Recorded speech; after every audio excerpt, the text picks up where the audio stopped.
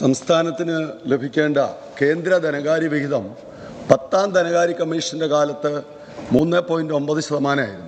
പിന്നീട് അത് പടിപടിയായി കുറഞ്ഞ് ഇന്ന് 15ാം ധനകാര്യ കമ്മീഷൻ്റെ കാലമായപ്പോഴേക്കും അത് 1.92 കുറഞ്ഞു. ഇപ്പോൾ 16ാം ധനകാര്യ കമ്മീഷൻ്റെ പ്രവർത്തനത്തിന് തുടക്കം കുറിക്കപ്പെട്ടിരിക്കുകയാണ്. ഈ സന്ദർഭത്തിൽ ധനകാര്യ കമ്മീഷൻ വിഹിതം വർദ്ധിപ്പിച്ച് കിട്ടുന്നതിന് എന്ത് നടപടികളാണ് സ്വീകരിക്കാൻ ഉദ്ദേശിക്കുന്നത് എന്ന് വിശദമാക്കാവും. ഇത്തരം കാര്യങ്ങൾ സംസ്ഥാനത്തിന് അർഹമായ പണം വെട്ടിക്കുറയ്ക്കാനുള്ള ശ്രമം നടന്നു. ആ ഒരു ഇതിൻ്റെ പിന്നാലെയാണ് കഴിഞ്ഞ ധനകാര്യ കമ്മീഷൻ വന്നപ്പോൾ നികുതിയുടെ കാര്യത്തിൽ മാത്രമല്ല ദൂരവ്യാപകമായി പാർലമെൻ്ററി സിസ്റ്റത്തിനകത്തെ റെപ്രസെൻറ്റേഷനെ പോലും ബാധിക്കുന്ന തരത്തിലേക്ക് ഉള്ള കാര്യങ്ങൾ വഴിമരുന്നിടുന്ന തരത്തിലേക്ക് 1971 നമ്മുടെ ജനസംഖ്യയായിരുന്നു അടിസ്ഥാനമെങ്കിൽ 2011 ജനസംഖ്യ എടുത്ത് അതിൻ്റെ അടിസ്ഥാനത്തിലാണ് കഴിഞ്ഞ നികുതി വിതരണം നടത്തിയത്. അപ്പോൾ 71 ജനസംഖ്യാ നിയന്ത്രണത്തിൻ്റെ കണ്ടീഷൻ അംഗീകരിച്ച് അതനുസരിച്ചിട്ട് എല്ലാ തരത്തിലുള്ള കാര്യങ്ങളും വരുമെന്ന് വിശ്വസിച്ച സ്റ്റേറ്റുകളുണ്ട്.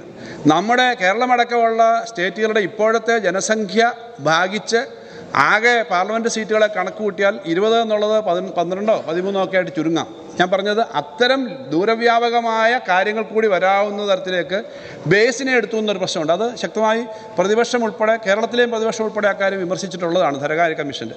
ആ ധനകാര്യ കമ്മീഷൻ കൊണ്ടുവന്ന പല ക്രൈറ്റീരിയയും കേരളത്തിന് വളരെ എതിരായിട്ട് വരുന്നതാണ്. കേരളത്തിൻ്റെ ആളോഹരി വരുമാനം വർദ്ധിച്ചിട്ടുണ്ട്, വളരെ ഉയർന്ന വരുമാനമാണ്, നല്ല വരുമാനവും ജീവിത സാഹചര്യങ്ങളുണ്ട്, സ്കൂളുകളും ആശുപത്രിയൊക്കെ ഉണ്ട്, അതുകൊണ്ട് കൂടുതൽ പണം വേണ്ട എന്നുള്ള തരത്തിലേക്ക് വന്നു. എന്നാൽ കേരളത്തിൻ്റെ സവിശേഷ പ്രശ്നങ്ങളൊന്നും അവർ വിലയിരുത്തിയിട്ടില്ല. കേരളത്തിലെ പ്രായമേറിയ ജനസംഖ്യ വർദ്ധിച്ചു വരുന്നു, ജീറിയാട്രിക് ഇഷ്യൂസ് ഉണ്ട്.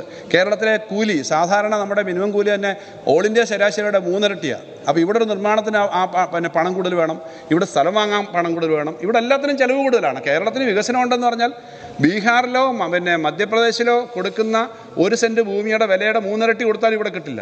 അവിടുത്തെ ഒരു തൊഴിലാളിക്ക് കൊടുക്കുന്നതിൻ്റെ 3 ഇരട്ടി കൊടുത്താലും കിട്ടില്ല. ഇങ്ങനെ കാര്യങ്ങളൊക്കെ പരിഗണിക്കാതെ വന്നുകൊണ്ട് തന്നെയാണ് ഈ ധനകാര്യ കമ്മീഷൻ്റെ ഭാഗത്തുനിന്ന് ഇത്രയും വലിയ ഒരു ഗുണകരമല്ലാത്ത കാര്യം വന്നത്. സാർ, ഇപ്പോൾ നമ്മൾ അക്കാര്യം സംബന്ധിച്ചും ഈ ധനകാര്യ കമ്മീഷൻ്റെ കാര്യങ്ങൾ കടമെടുക്കുന്ന പരിധി തുടങ്ങിയ കാര്യങ്ങൾ പറഞ്ഞുകൊണ്ട് സുപ്രീം കോടതിയിലേക്കുൾപ്പെടെ ഈ കാര്യങ്ങൾ ഉന്നയിച്ചുകൊണ്ട് നമ്മൾ പോകേണ്ടി വന്നത് ഇതിൻ്റെ ഭാഗമാണ്.